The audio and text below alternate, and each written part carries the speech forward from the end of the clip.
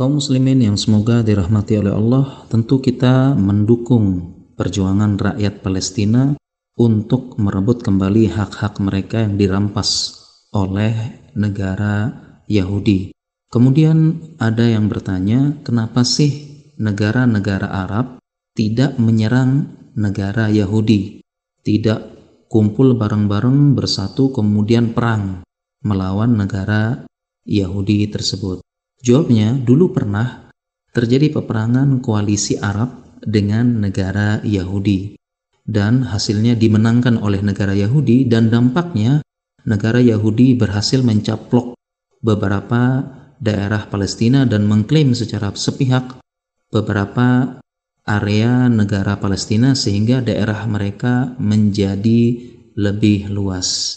Dan sekarang pun pertanyaan tersebut kembali ditanyakan, kenapa seperti Saudi, Turki, dan yang lain-lain tidak menyerang negara Yahudi, tidak perang seperti itu. Bahkan ada yang mencela, menyindir, kemana Saudi, kemana Turki, kenapa tidak menyerang negara Yahudi?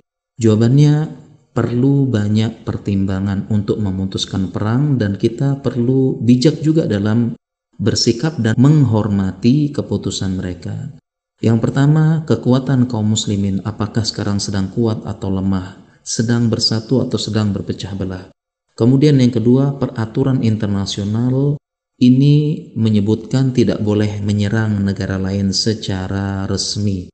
Jika melanggar bisa jadi menjadi alasan negara-negara lain yang benci Islam untuk menghancurkan negara Islam dan menyerang balik serta mengajak negara-negara lain untuk menyerang Islam.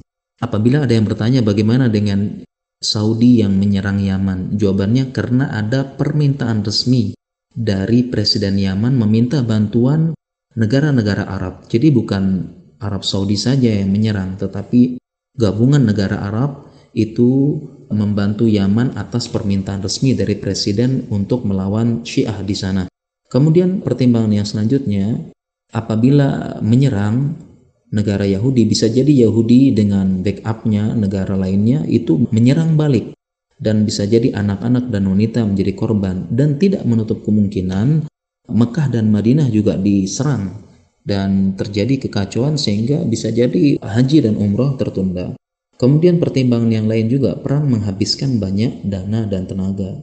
Suatu negara bisa saja tidak stabil karena perang, menimbulkan keretakan internal negara. Karena bisa jadi ada pro dan kontra masalah ini. Ini masalah penting, masalah perang. Dan kondisi ini bisa dimanfaatkan musuh untuk menyusup dan melemahkan diri dari dalam. Kemudian juga rasa aman adalah nikmat yang paling besar dalam Islam, dan Islam berusaha menjaganya. Memang Islam ada syariat jihad, tetapi perlu bimbingan ulama serta berada dalam bendera resmi suatu negara atau ulil amri, dan masih banyak pertimbangan lainnya. Kalau kita perhatikan ya, mereka yang mencela negara Arab, Turki dan sebagainya, kenapa tidak perang? Yang mencela sendiri pun tidak pergi perang, belum berangkat perang ke sana, dia pun tidak mau perang. Ya, jadi yang mencela pun dia tidak berangkat perang dengan berbagai macam keputusan begitu, dengan pertimbangan.